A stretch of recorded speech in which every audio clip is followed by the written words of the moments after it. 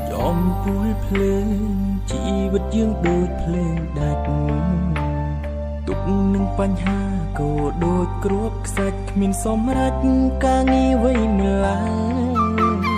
អាយុក៏ច្រើនបញ្ហារិនច្រើនខំតងឡើងតែមិនដល់ត្រាខំយូរដែរហើយតែចុងក្រោយបរាជ័យដដាជីវិតនេះរកក្តីសុខមិនទាន់ឃើញឡើយ20ជាងហើយមានដឹងខ្លួនទេគេក្មេងៗជោគជ័យបន្តជាហោហែខ្មាស់គេទេដាក់សំនួរស៊ូខ្លួនឯងជីវិតនេះថ្ងៃណាភ្លឺស្វាងដូចគេទៅមិនចង់នៅអោបទុកចំបែគិតដល់ថ្ងៃអនាគតដ៏យូរអង្វែងយំម្នាក់ឯងគ្មានអ្នកយកពីខ្ញុំទេ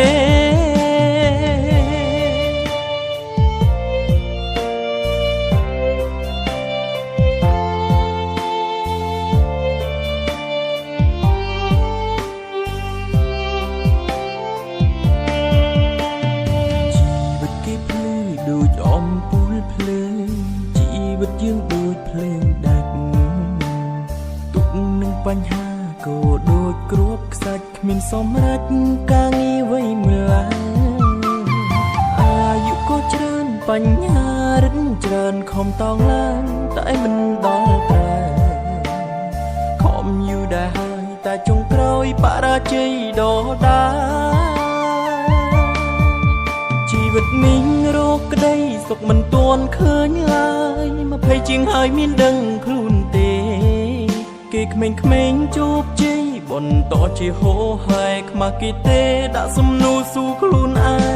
ងជីវិតនេះថ្ងៃណាភ្លឺស្វាងដូចគេទៅមិនចង់នៅអោបទុកចំបែ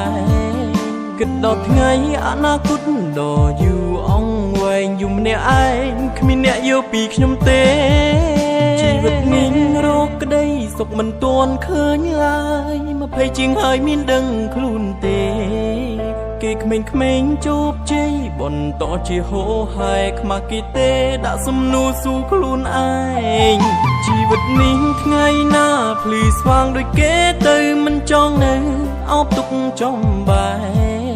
គិតដល់ថ្ងៃអនាគតដ៏យូរអង្វែងយំម្នាក់ឯងគ្មានអ្នកយកពីខ្ញុំទេគិតដល់ថ្ងៃអនាគតដ៏យូរអង្វែងយំម្នាក់ឯងគ្មានអ្នកយកពីខ្ញុំទេ